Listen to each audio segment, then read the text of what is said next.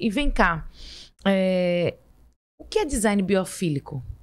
Porque, como eu estava vendo aqui, eu preparei algumas perguntas mais técnicas mesmo, só para a gente aproveitar, já que é algo tão específico. Aí tem uma pergunta aqui que é assim, como o design biofílico pode reduzir o estresse de pacientes e profissionais? O que é isso? Foi aquela história, eu posso falar? A história que ela falou, de você precisar, dentro das áreas hospitalares, trazer a natureza para dentro. Sim. E você ter um contato com essa natureza, de alguma forma. A gente estava falando antes de começar o programa. Então, vamos aproveitar para falar aqui, então, por exemplo, que estava falando das plantas, né? A gente precisa ter esse contato com essa atmosfera externa, né? Trazer um ambiente, que esse ambiente ele seja respirável, ele seja agradável. Então, essa natureza, ela precisa permanecer. E isso veio com a pandemia. Todo mundo que não tinha nada na sua casa começou a plantar, começou a fazer coisinhas diferentes para poder viver o lar. Antigamente, a gente não vivia o lar. Isso aconteceu também muito na Revolução Industrial, né? E a gente só ia de casa para trabalho, do trabalho para casa, trabalho para casa. E foi aí quando começou-se a pensar nessa questão de quantas horas trabalhadas, o tempo que você teria de descanso, o tempo que você teria de percurso, né? Então, esse design biofílico, ele veio muito forte na pandemia. E aí, foi trazer essas coisas de natureza para dentro desses hospitais. É para trazer ou não é para trazer? É para trazer, mas tem restrições. Com os cuidados, né? Você não pode deixar aquela área aberta, porque o hospital tem temperaturas que a gente tem, que consegue manter as bactérias longe. Feito antes, a gente estava falando, que ela estava falando, não pode trazer plantas frutíferas, né?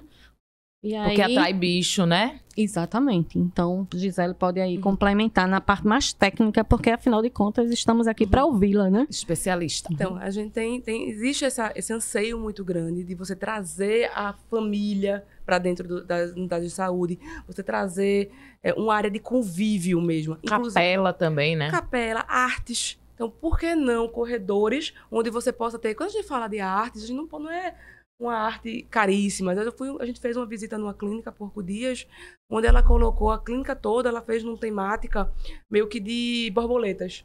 E aí ela tinha umas imagens todos os corredores, ela tinha quadrinhos de umas borboletas. Assim, eu achei tão bonito aquilo.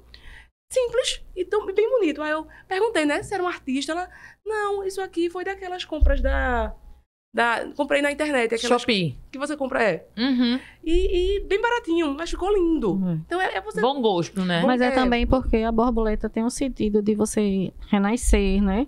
De você florescer. Então, talvez ela possa ter trabalhado também nesse sentido. Inconscientemente, às vezes até. Sim. Então, ela querendo trazer o quê? Que não precisa ser caro. Não significa ser algo rebuscado. Mas é um olhar, né? Um olhar afinado para o que a gente busca. Então, que acolha, né? Que acolha. E aí você tem o verde que acolhe muito, você tem ambientes com vegetação, e distrações positivas da visão. A gente fala muito de espaços instagramáveis. Isso. Na área de saúde, a gente fala também muito de espaços que você tenha uma distração positiva. A gente tem algumas imagens que circulam na internet de uma área de hemodiálise. Você vai ali fazer a hemodiálise todos os dias, e você passa horas naquela cadeira, né? E todas as cadeiras da hemodiálise, elas eram encostadas na parede. Então, era uma parede de vidro atrás. E todas as paredes eram tipo, quase que um corredor. E você tinha todas as poltronas encostadas nessa parede.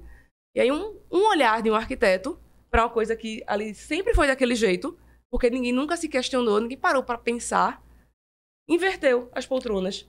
E aí deu para o paciente uma distração positiva dele ficar ali, naquela 1 hora que ele ficava fazendo a hemodiálise, olhando uma paisagem. Então, que muda completamente. Ele olhava para uma parede e para os passantes. Sim. E passou para olhar para uma distração positiva. Já existia. Já tinha uma fachada de vidro enorme. Só faltava... uma besteira, um olhar, Só faltava um olhar. Um olhar para o paciente. Que você, no dia a dia ali, ninguém parava para pensar. Tava preocupado do prático. Eu acho que tem algumas doenças assim que as pessoas nem olham para que aquelas pessoas existam. Tipo, um paciente em hemodiálise. Não é fácil, né, gente? Todo dia você sair de casa para fazer aquela penúria. até as pessoas que trabalham nesse hospital, elas não são sensíveis, entendeu? Então, até os profissionais hoje, eles costumam ser sensibilizados para aquilo que ele está fazendo. A humanização daquilo que está sendo feito. Porque quem está aplicando, injetando aquela veia ali, tem um nomezinho, seringa. né? Não.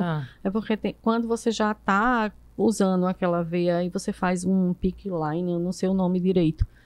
Que é um catéter, né? Sim. Que aí só é inserir e já vai direto. Então, a pessoa não só é aquele catéter com aquela águazinha passando para renovar seu sangue, né? É muito mais do que isso. É muito mais que isso. Aí você entra muito assim, o perfil do cliente, mais uma vez. Em unidades, normalmente, de uma classe C, D, esses trabalhos de hemodiálise, eles são feitos sem boxe. Eles são feitos lado a lado. Ganha espaço, ganha, mas também é um desejo do paciente. Porque o paciente quer estar ali fazendo, conversando com o vizinho. E quando você vai para um paciente, normalmente de A e B, ele quer privacidade.